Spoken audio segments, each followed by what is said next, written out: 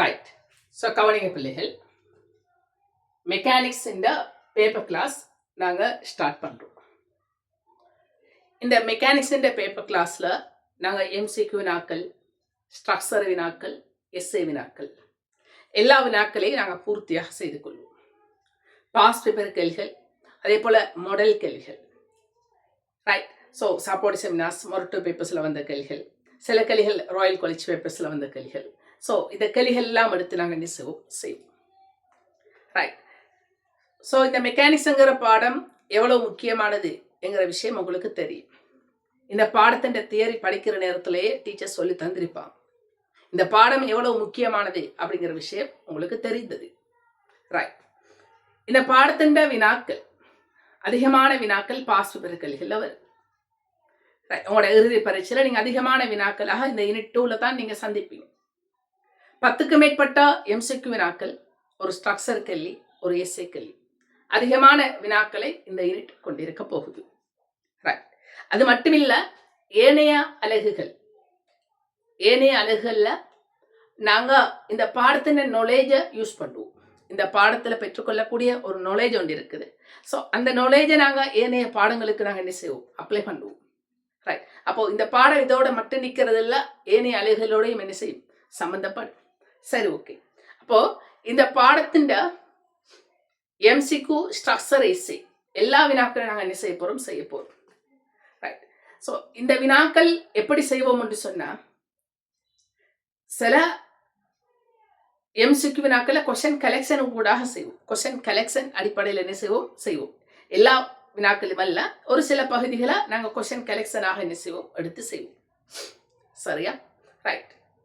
மற்றபடி நாங்கள் எம்சிக்யூ வினாக்களை பாஸ் பேப்பர் ஓர்டர் படி என்ன செய்வோம், கொண்டு போவோம். அதே போல் சில வினாக்கள் செய்யக்கூடிய நேரத்தில் அதோட ரிலேட்டடான எம்சிக்யூ வினாக்களையும் நாங்கள் என்ன செய்வோம், தேர்ந்தெடுத்து அதோட இதை சேர்த்து என்ன செய்வோம், செஞ்சுட்டு போவோம். சில வினாக்கள் கொஸ்டின் கலெக்ஷனாக இருக்கும், சில வினாக்கள் நாங்கள் பாஸ் பேப்பர் ஓர்டர் படி செஞ்சுட்டு போகிற நேரத்தில் அதோட ரிலேட்டடான கொஸ்டின் வேற எங்கேயோ இருக்க போகுது, வேறு பாஸ் பேப்பரில். ஸோ அந்த கொஸ்டின் எல்லாம் சேர்த்து நாங்கள் என்ன செய்வோம், கொண்டு போவோம். அதே போல் ஸ்ட்ரக்சர் வினாக்கள், அது ப்ராக்டிக்கலோட சம்மந்தப்பட்டது. ஸோ தேவையான இந்த ப்ராக்டிக்கல் தியரியை நாங்கள் என்ன செய்வோம், ஞாபகப்படுத்திட்டு அதுக்கு பிறகு அந்த கொஸ்டின்ஸை என்ன செய்வோம், செஞ்சு கொள்வோம். இப்படி நாங்கள் ஸ்ட்ரக்சர் கேள்விகளை செய்வோம். எஸ்ஏ வினாக்கள் எப்படி செய்வோம் என்று சொன்னால், இப்போ அந்த ஒரு எஸ்ஏ கொஸ்டின் செய்யக்கூடிய நேரத்தில் செய்யறதுக்கு முன்னால தேவையான தியரி, தேவையான ஐடியாவை என்ன செய்வோம், சொல்லி தருவோம். தேவையான தியரியை அதே போல தேவையான ஐடியாவை என்ன செய்வோம், சொல்லி தருவோம். சொல்லி தந்துட்டு அந்த எஸ்ஏ வினாவை நாங்கள் என்ன செய்வோம், செஞ்சு கொள்வோம். இப்படித்தான் மெக்கானிக்ஸ் பேப்பர் கிளாஸ் இருக்க போகும். எங்களோட பிசிக்ஸில் பெரிய பேப்பர் கிளாஸ் என்று சொன்னால் அது மெக்கானிக்ஸாகத்தான் இருக்க போகுது.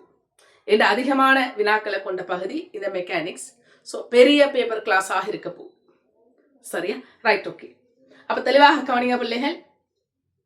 3மே பரலாக நீங்கள் என்ன செய்யலாம், வீடியோஸ் கிளாஸஸில் நீங்கள் என்ன செய்யலாம், ஜாயின் பண்ணி கொள்ளையிலும், அல்லது ஆன்லைன் லைவ் கிளாஸஸில் நீங்கள் என்ன செய்யலாம், ஜாயின் பண்ணி கொள்ளையிலும். ஸோ உங்களோட விருப்பம் போல் நீங்கள் என்ன செய்யலாம், செஞ்சு கொள்ளையிலும். சரி, ஓகே. ரைட். இப்போ மெக்கானிக்ஸின் எஸ்ஐ வினாக்கள் ஒரு சைடால போகும், இன்னொரு சைடால எம்சிக்யூ, இன்னொரு சைடால ஸ்ட்ரக்சர் வினாக்கள். ஸோ 3மே ஒரே நேரத்தில் என்ன செய்வோம், நாங்கள் பரலாக என்ன செய்வோம், கொண்டு போவோம். சரி, ஓகே. இப்போ மெக்கானிக்ஸின் எஸ்ஐ வினாக்களை இந்த கிளாஸில் நாங்கள் ஸ்டார்ட் பண்ணுறோம். மெக்கானிக்ஸின் எஸ்ஐ வினாக்களை நாங்கள் என்ன செய்வோம், இந்த கிளாஸில் ஸ்டார்ட் பண்ணிக்கொள்வோம். எஸ்ஐ வினாக்கள் எப்படி செய்வோம் என்று சொன்னால், தேவையான தியரி, தேவையான ஐடியாவை சொல்லிட்டு அந்த எஸ்ஐ வினாவை செஞ்சு காட்டுவோம். ரைட். இப்படிதான் எஸ்ஐ வினாக்களை செய்ய போகிறோம். சரியா? ரைட். ஓகே. ஸோ கவனிங்க பிள்ளைகள். இப்போ முதலாவது இந்த மெக்கானிக்ஸ் கேள்விகள் நாங்கள் செய்யறதுக்கு தேவையான ஒரு முக்கியமான ஐடியாவை சொல்லிட்டு நேரடியாக பாஸ் கேள்விக்குள்ள போகிறேன். ஒரு கன்செப்டை மட்டும் சொல்ல போறேன். ஒரு கன்செப்டை மட்டும் என்ன செய்ய போறேன், சொல்ல போறேன். சொல்லிட்டு நாங்கள் என்ன செய்வோம் மட்டும் சொன்னால் நேரடியாக எஸ்ஐ வினாக்குள்ள என்ன செய்ய போறோம், போக போறோம். ஒரு கன்செப்டை மட்டும் சொல்லி தந்துட்டு நாங்கள் நேரடியாக எஸ்ஐ வினாக்கள் செய்வோம். அதாவது செய்யப்பட்ட வேலை, இந்த கன்செப்டை நாங்கள் சரியாக புரிஞ்சு கொள்ளணும்.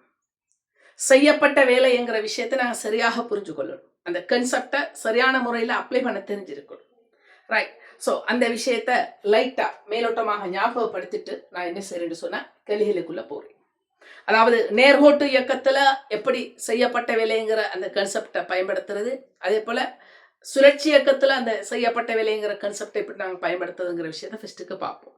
பார்த்துட்டு நேரடியாக நாங்கள் சுழற்சி இயக்கத்தோடு சம்மந்தப்பட்ட எஸ்ஐ வினாக்கள் எடுத்த செய்வோம் அடுத்தடுத்த கட்டங்களாக அடுத்தடுத்த எஸ்ஐ வினாக்கள் என்ன செய்வோம் நாங்கள் செஞ்சு கொள்வோம். ரைட். ஸோ தெளிவாக புரிஞ்சு கொள்ளுவோம்.